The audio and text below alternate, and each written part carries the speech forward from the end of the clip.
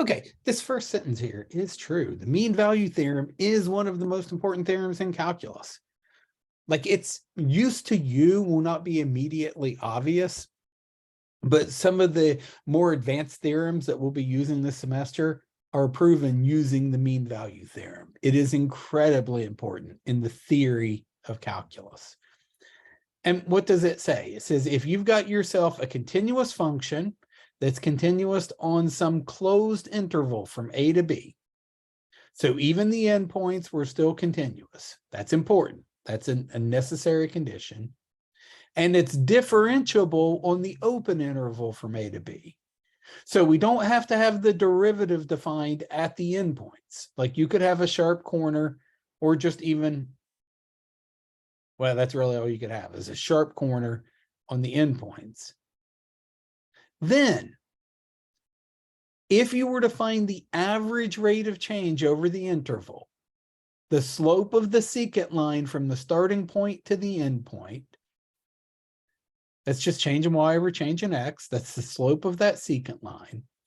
The mean value theorem says there exists at least one spot in this interval where the slope of the tangent line is the same as the slope of the secant line. And I know that all sounds really mathy, and you don't see what the application of that could be. It's incredibly important. So again, if you find the average rate of change over this function, there's some spot in the interval.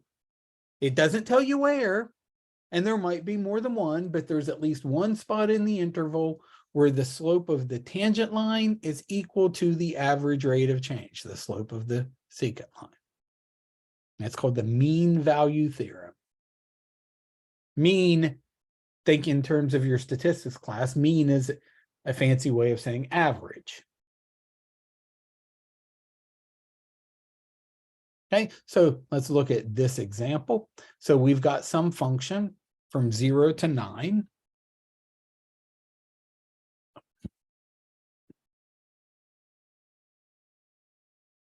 We know what his graph looks like. It's like this, up to 9. Square root of 9 would be 3. So I've got solid dots on the end. So I have to check a couple of things. Is f continuous? Yes, f is continuous on the closed interval from 0 to 9. Is it differentiable on the open interval? Does the derivative exist everywhere except the endpoints? I don't care about the endpoints. The derivative here does not exist on these endpoints because I've got this finite piece of the graph here. For the derivative to exist at a point, then the limit of the difference quotient would have to be the same from both sides. I can't even come in from this side. There are no tangent lines over here. There's no graph. Same thing over here. But the derivative does exist on the open interval from 0 to 9. So the mean value theorem applies. So what the mean value theorem says is if I look at the average rate of change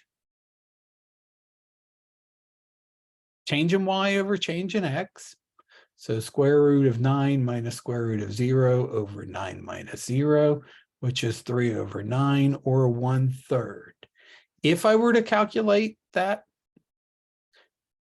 slope of that tangent line, the line that connects those 2 points, there exists at least one spot in the interval where the derivative actually equals that. So there exists some c in the open interval 0 to 9 such that f prime at c is actually equal to 1/3. There's some place in here where the tangent line is parallel to that line, and we can kind of eyeball it. Looks like it's going to be like maybe right there. Now, we could actually find it in this case if we wanted to. Like, let's do just a little bit of algebra here, but we don't. Nobody says you always have to find it. It just says it exists. So let's take the derivative. So I would think of this guy as f equals x to the 1/2 power. So his derivative, the 1/2 would come down, and 1/2 minus 1, my new power would be negative 1/2. I want to know where this equals 1/3, just for fun. The mean value theorem doesn't say you have to find this value. We're just going to find it for fun. So where does 1/2 or 1/2 square root of x, that's what this is, equal 1/3? I could do a little cross multiplying here, or just bring this 3 up, bring the square root of x up, and get square root of x equals 3/2. Square both sides, x equals 9/4. So that's that c value I was talking about before.